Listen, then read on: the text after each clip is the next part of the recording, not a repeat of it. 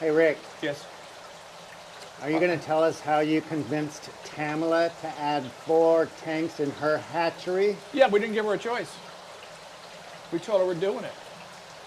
And we've got an opportunity to get 5 more, and if she's not careful, when she goes home for the weekend, she may come back and find these first 8 or 10 tanks gone. Aha.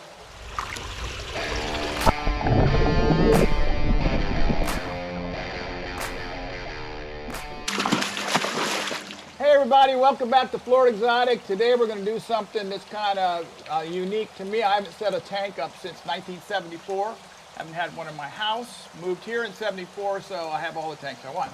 But we're going to set up 4 tanks here. Now we're going to be using them for fish that are kind of unique fish, Tanganyikan fish. And we're going to set them up and we're going to go through the process of how we do it. And we're going to have gravel in 3 of them. We're going to have sand in 1 of them. And the 3 that have gravel are egg layers. And we're going to set up their caves and everything. And the one that over here with sand are mouth brooders. So one of the cool things about these fish is we're going to, on all of them, the reason we're doing this is we're going to film how these fish breed. We hope to catch them breeding. And then we hope to show you how we're going to raise the babies. And it's going to be kind of fun for us because I haven't had a tank in so very long. But anyway, we've got gravel everywhere except the top tanks. And we've got Joel here helping me. And we're going to just put it in here. Now it's going to probably cloud the water. It doesn't really matter. Hey, Rick, why is the air stones not on? I don't know, Dorky. We just turned the air off so that you could film. We did because of the noise, right? My bad, my bad, my bad. Yeah, it is, and I love to catch you doing something. I wouldn't make fun of you, Glenn. You know that. Yeah, right.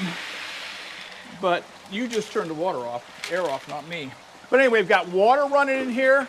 We did have air, and the guys did a marvelous job setting up these tanks. I mean, building these tank stands, they're beautiful. Yeah, the construction is awesome. Very, yeah. very sturdy. I mean, triple 2x4 supports. You know, Salvador is a great builder. You just show him what you want and just kind of get out of his way. And he grasps it real quick, what you want, and then he makes it work. I mean, if we sat in here and told him what to do, it would turn out silly. I think that's enough up here, Joel.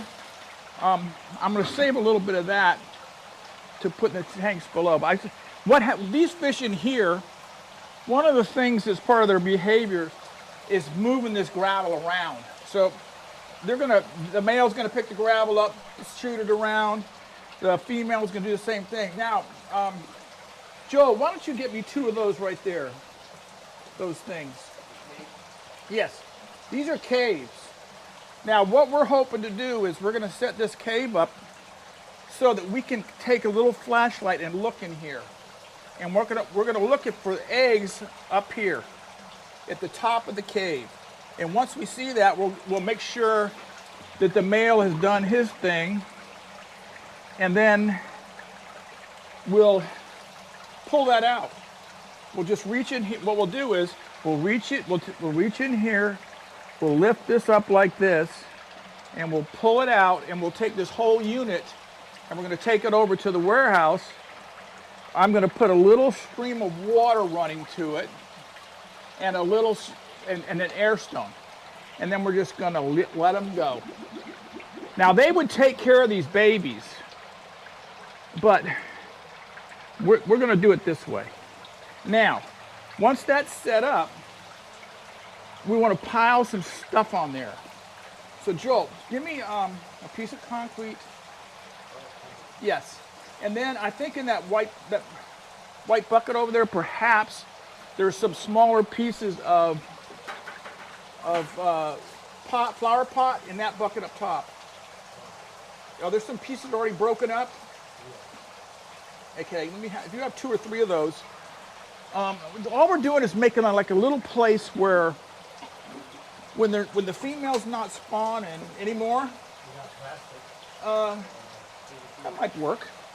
All we want to do is have a place where the female, you know, and the male too, can hang out comfortably till they're ready to spawn. And what they'll probably do is go from, they'll hang around in one of these, and then I think what they're going to do is go to another.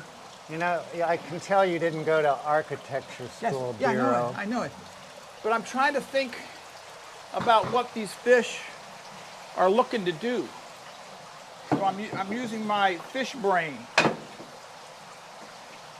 And like I said, I haven't had a tank in so very long. People say, you know, I go to shows and people say, what kind of fish do you keep in your house? And I just look at them like they're, I don't know what the word would be. Crazy? Are you kidding me? In my house? I can't believe these things. You know, you don't want these things to break, and you touch them and they break. So, now, this end. Again, Joel, give me a piece of concrete. And I think the concrete is just to kind of make like a little lid for this guy.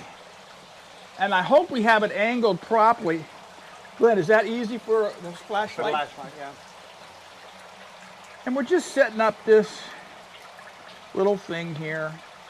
They can come down here, and the female can go in there and lay a few eggs and then come out. The male can go in there and do his thing. And when they're through, we hope to keep an eye on everything. And how's that look? I know it's not beautiful, but it's shelter. That's what they need. yes. So what we're going to do is we're going to set every tank up like that. These three. This is going to be for Lepidolamprologus elongatus. Down below is going to be Lepidolamprologus kendali. And over here are going to be Lepidolamprologus encombi. Now, up here, Joel, I want you to pass me some of this sand. These are going to be chalisas and Anantopsis chalisa, cool fish. If we can catch them breeding, they're the ones that make the upside down pyramids in the sand. And then the male dances around for the female, and they come and do a circular, just like the other egg layers, the sips and the things like that. And they dance around, and the female drops the eggs, the male fertilizes them, and then the female picks them up. And then what we'll do with these guys is I'm going to wait, once we see a female holding, I'm going to wait maybe 2 weeks, maybe, I don't know how long I'll wait. And then we're going to go in and strip them, and then put them back in. I'll see, I think on these guys before, we had trouble. We used to breed these guys like crazy. I bred them in a 8x16, had about 50 breeders in there. It was really cool. They had no sand, but they would clear a little circle out with their dancing. But we had problems if we took the babies too soon. But Tony's got his high-tech hatching system going. So I'm thinking we'll try, because he's doing it with sips. He can do it with the boops. So we're going to try to do that with these two. That way we can get the female back into the breeder without too much time carrying the eggs and getting skinny. So anyway, we're going to set up the rest of these. You don't need to sit and watch us do it. Hey, Rick. Yes. Are you going to tell us how you convinced Tamala to add 4 tanks in her hatchery? Yeah, we didn't give her a choice. We told her we're doing it. And we've got an opportunity to get 5 more, and if she's not careful, when she goes home for the weekend, she may come back and find these first 8 or 10 tanks gone. Uh-huh. Because there's fish like gold sex fasciatus and our paratrets outside that if we brought them in here, we could keep a better eye on them. I mean, there's got to be, what, 300 trets out there. Absolutely. And in here, we can take care of, like, for example, Joel, inside the door there, I think there's some screens. Bring me one of them, please. Well, we have elongatus babies next door right now from one batch, and there's well over 300 in Yeah, there. and we're putting these on the tank. Well, I'll do it here. But there's little grooves in this tank. So Salvador made these up. And we're sitting those like that so that these fish can't That jump. one's got the air hose in the back. Because these fish are jumpers. I mean, we got to be careful. For example, we're going to have to set this light up somehow and fix it, because I don't know if we want to turn the light off, because on these fish, when you turn the light on, they're going to go airborne. So we got to figure out a way, if whoever opens this door in the morning, if they just rip this thing open, although they'll have light from this, some ambient light from this. So we'll figure it out. But what we don't want to do is freak them out, because they'll jump. But they're going to be covered. And then we'll probably poke a little hole in here to drop food in. We're going to feed these guys 1.5 extreme. And then we're also, probably I am going to get worms, because these are big time carnivores. And they're really cool fish. I mean, they're like a torpedo shape with lots of modeling on them. You can tell that they're a predator because there's camouflage. But this is going to be fun, because we're going to follow these fish and do it. So anyway, All right, let's finish these up. We'll pop back in shortly, and hopefully we'll have at least 2 new species in here with this video, and then if not, then we're going to just continue to work with these special 4 tanks. Now, Joel, didn't I ask you to be part of this, and what did I tell you to ask me? Oh yeah. For Dun dun instance, dun. why we add gravel on these tanks? Well, because these fish one of their breeding rituals is for the male, maybe perhaps is going to come over here, and even though there's a hole there, he's going to probably move a lot of this gravel out. He'll pick it up, pile it, they'll move it around. It's part of their social behavior. So, and then, like I said, we're going to hopefully be able to we got some little flashlights. You don't have one on you, do you, Glenn? Of course I do. Yeah, so, and you know what, Glenn, I want more of them. I want a little package right here, because I know I'll forget mine every day. And then we're going to come here, and we're going to look in there, and we're going to go, oh, whoa, look, the whole top is covered with eggs. And if their breeding behavior is over with, the female might be in there fanning them, maybe not. But we're going to take that out. So this, I'd like a little thing hanging here, and what do you Yes, think? once you get your own, gimme. Oh, we order more. So anyway, tank set up for some weird, neat Tanganyikans. See y'all. Be back later. Say goodbye now. Bye. Well, here we are a day later, and what we're going to do is actually move the fish in here. I'm going to put this on here first and lock it in place. And we cut a little slit for the air stone. Cut a little slit to feed with. Now, Joel, do me a favor. You're going to have to hold them. I'm sorry. I can't set them down now. I'm just going to reach in here and grab them. We're going to put What fish are we working with, Rick? in here, Yeah. or these fish. Yes. These are just dither. We call them dither fish. Now these other fish, these are the Lapido lamp elongatus. Okay, Joel, you can set that down. These are going to be the Lapido lamp elongatus. Now, we bagged them up when we brought them in here because they're fruit cakes, and by that I mean they're just jumpers. And we put the peacocks in there because these guys will have, just by coming in here in this bag, have lost their pair bond, and we don't want them to just decide, I hate your guts when I loved you earlier. So we're hoping that the dither fish peacocks they're gonna take a look at them, and they're gonna push them around. Once we see them getting pushed around and they stay up the stop tank, we'll yank them out of here, and these guys will be fine. So, Glenn, can I borrow your cutter? Because I don't even want to. It was bad enough catching them outside, but I don't even want to let them have an opportunity to jump, because they will be airborne. let me see if I can do this without, I'll touch them. This is the male. I'm not going to hold it very long for you. But this is a predator type Tanganyikan fish. Joel, you can just heave this out the door if you don't mind. And this is the female. And again, these are we're hoping that their pair bond will remain and they won't kill each other. Because it happens all the time with Tanganyikans. I mean, well, a lot of fish. They love each other one day, the next day they hate each other. That's the female. And the little babies are heavily marked. I'll show you babies also. So we'll let them in there.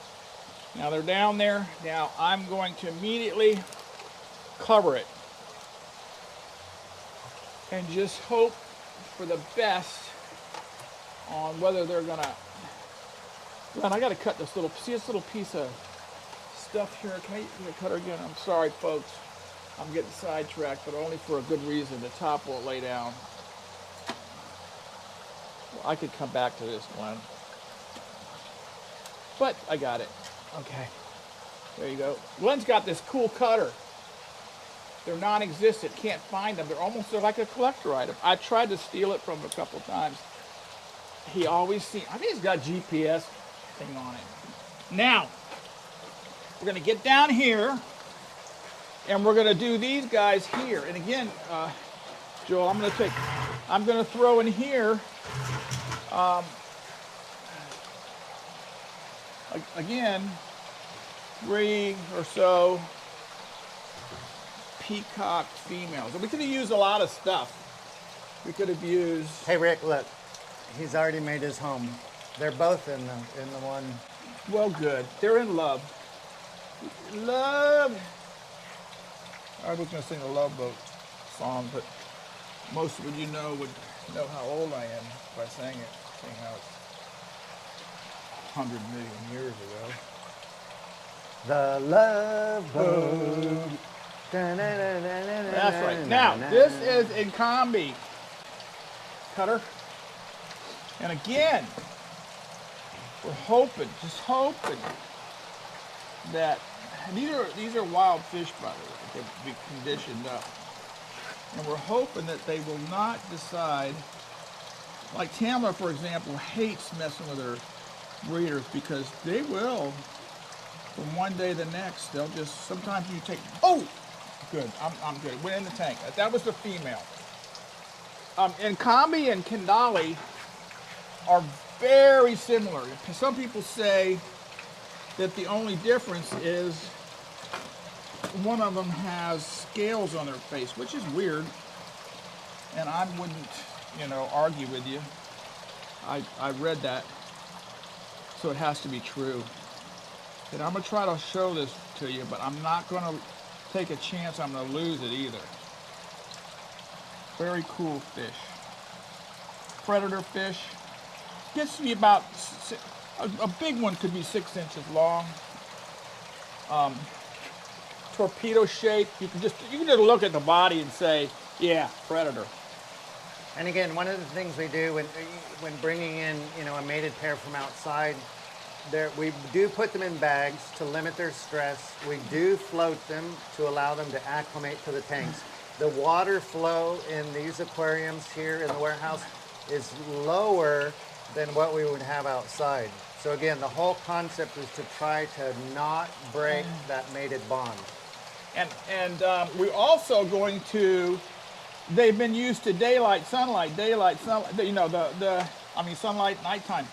So we're going to try to, I know there's lights out there we can do that with, but we're going to try to simulate that also. So tonight, for example, we cut a little hole here to feed them. Tonight we're going to drop this down, which we drop down in the wintertime to keep the flow through. And then there's no light in here. And then in the morning, we might just crack the door a little bit until I can get some lights. I think I know they have these. I've heard about them. A light that you can actually set up, like if you put it on your aquarium, it would wake the fish up and put them to bed, because that's what we're trying to do here.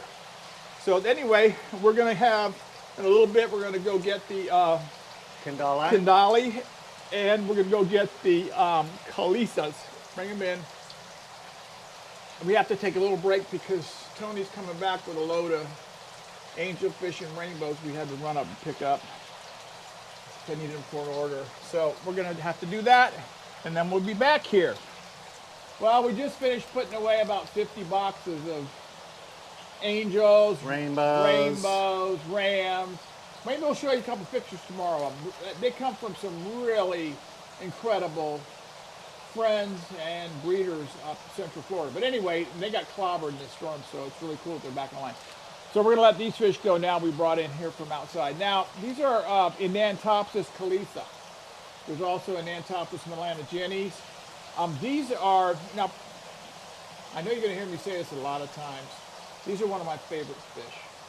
And especially, I'm going to feature, the only time I've ever seen these guys do what you guys are going to be able to see is when I took some to the Wisconsin ACA, I don't know how many years ago.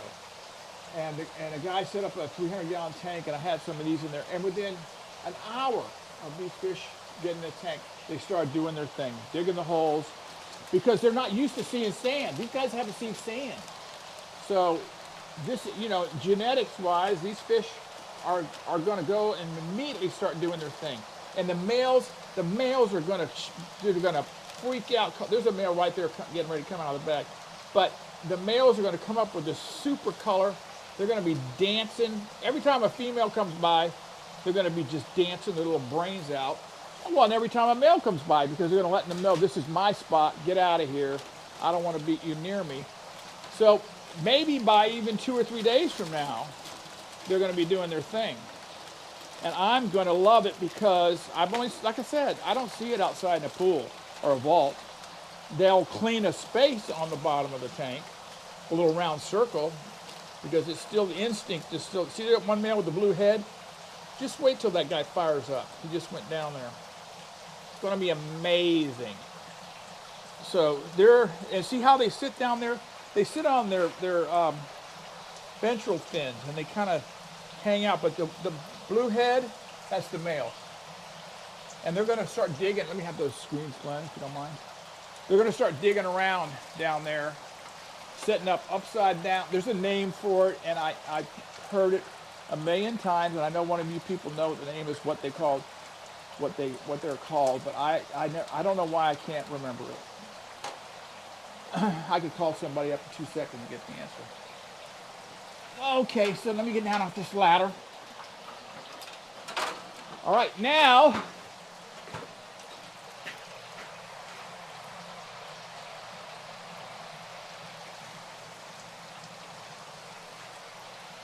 over here, we set these fish up 2 hours ago.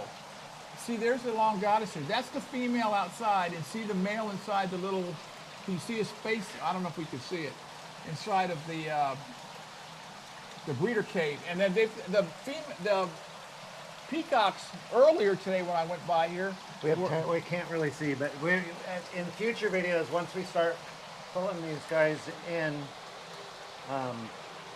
we'll be able to see them better. I've already put the dither fish in here. One time your cutter. I've already put the dither fish. You guys put these things on way too tight for me. I'm an old wheat guy. The dither fish are in here with peacocks.